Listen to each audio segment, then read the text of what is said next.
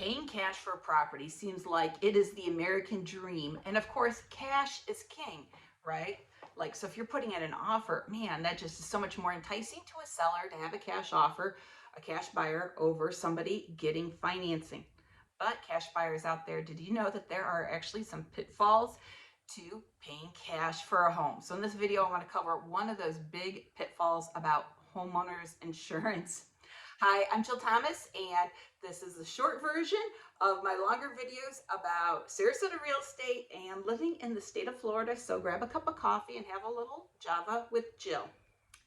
Okay, so like I said, cash is king when it comes to buyers. Now let me just quick mention this because often people will say, well, why is cash king? Why is that a big deal? Well, it's because from the seller's perspective, the buyer is less risky. What if the buyer lost their job all of a sudden and couldn't get the mortgage? Or what if ignorantly they opened up a credit card or something like that and it made them ineligible to get that loan, and all of a sudden at the last minute the deal falls apart? So with cash, all those risks are eliminated or at least minimized greatly. So when you do pay cash for a house, you are not required to have homeowners insurance. And I think a lot of people are surprised by that's not a requirement at all in the state of Florida or in Sarasota County or anything like that. So if you pay cash for a house, you don't have to have homeowners insurance.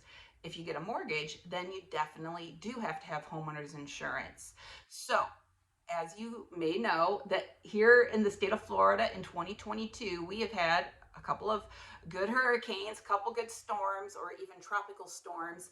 And when those things are out there percolating, if it falls within a certain box, when the storm does that, then nobody's allowed to secure or bind homeowners insurance.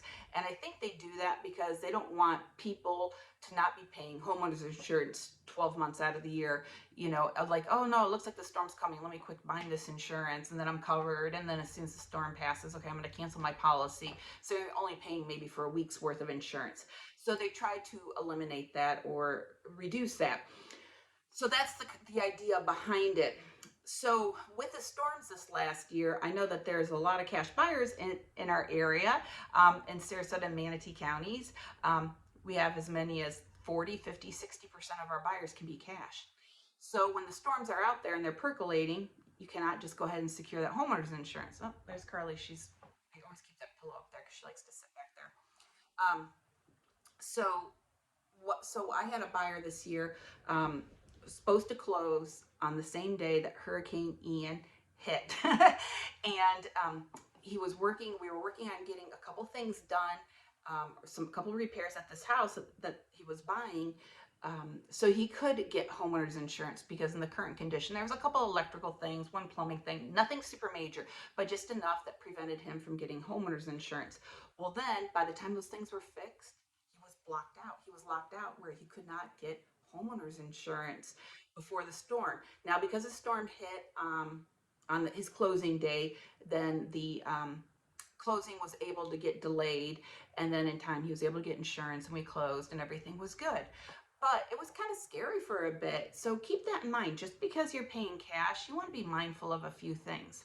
Now you could think, well, I'll just write in the contract that I should be able to get homeowners insurance. And that's true. We can maybe write in the contract a few things or a couple things that could protect you as a cash buyer, but then at the same time, that may or may not fly with the seller. We can always write it in the contract, write it in the offer, but the seller may reject that and just say, nope, you're paying cash. This is a benefit to me to taking your offer over somebody else's.